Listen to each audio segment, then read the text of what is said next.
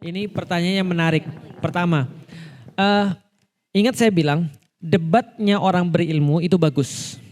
Tapi debatnya orang-orang murid pasti ngawur. Kenapa ngawur? Persis tadi yang ibu tanyakan, karena nggak ada standar. Jadi kan contoh dibilang, saya lebih benar, sementara dia nggak tahu standarnya itu apa. Sama kayak ada tadi kan tukang beca, sekarang kusir. Kusir lagi jalan, lalu kemudian bawa penumpang, kudanya kentut. Kusirnya bilang, wah kuda saya masuk angin nih.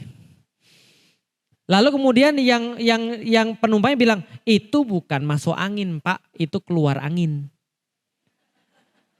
Yang benar yang mana? Masuk angin atau keluar angin? Itulah namanya debat.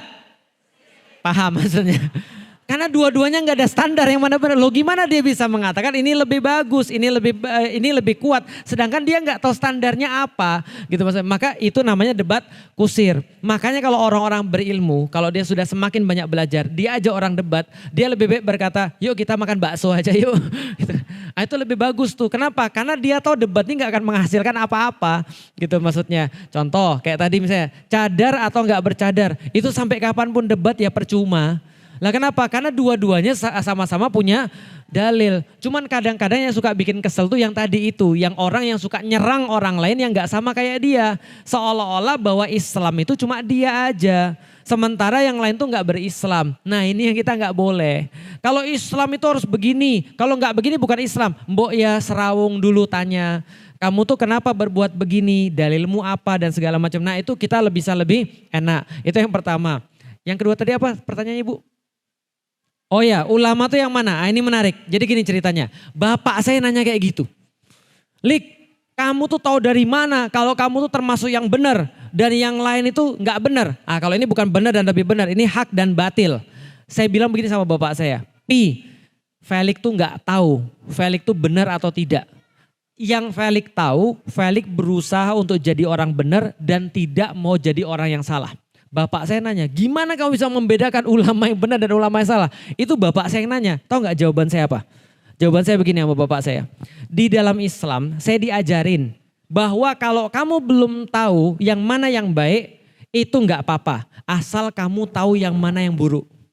Kadang-kadang begitu. Contoh surat Wal Asr. Innal insana lafi khusr illalladzina amanu wa amilus solihati wattawasau. Oke, wattawasau bil haq wattawasau bis sabr. Berarti itu artinya apa? Kata Allah seolah-olah begini, kamu gak usah nyari cara ke surga dulu aja lah. Yang penting kamu tahu cara nggak masuk neraka. Paham maksudnya sampai di sini? Surat Wal Asr itu adalah minimal requirement nggak masuk neraka.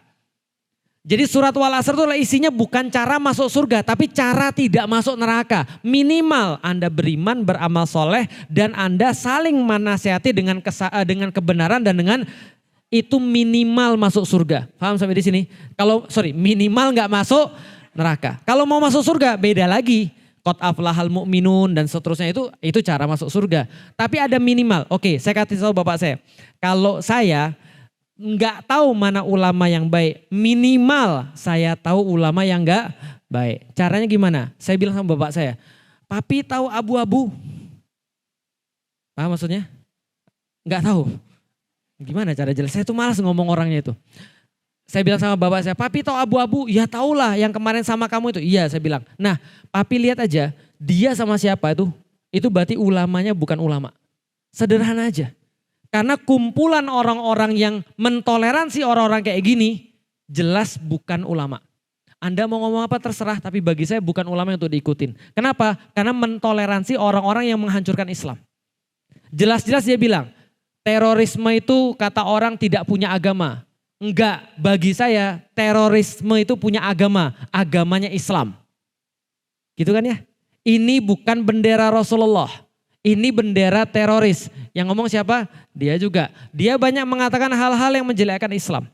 Orang-orang kayak gini menghancurkan Islam. Ulama-ulama yang bersama dia itu bagi saya nggak layak didengerin. Jelas sampai di sini. Yang berseberangan dengan dia mudah-mudahan betul. Paham sampai di sini? Nggak paham? Oke. Jadi gini nih, loading oke. Imam Syafi'i bilang, Kalau Anda mau tahu siapa orang baik, kalau Anda mau tahu siapa orang baik dan Anda nggak pasti siapa orang baik, kata Imam Syafi'i, cari orang-orang jahat yang sudah jelas kejahatannya. Yang sudah benar-benar sudah tidak diragukan lagi lah bahwa dia tuh orang jahat. Jadi semua orang bersepakat dia tuh orang jahat. Paham sampai di sini? Nah, kata Imam Syafi'i, cari tahu panah dia diarahkan kemana. Cari tahu mulut dia diarahkan kemana. Cari tahu duit dia diarahkan kemana. Cari tahu dia suka nyerang siapa. Kemungkinan besar yang diserang sama dia orang baik. Paham sampai di sini? Masih loading lagi. Nah, jadi tugas ibu sekarang nyari orang jahat dulu, Bu. Paham ya? Yang udah jelas-jelas lah jahatnya. Yang gak sholat gitu kan ya. Lalu kemudian tiap hari ngomongin jelek tentang Islam dan segala macam. Carilah orang-orang jahat dulu tuh. Nah yang bareng-bareng dia itu biasanya kumpulannya sama. Bisa dipahami ya? Nah lihat seberangnya yang sering dijelek-jelekin sama dia.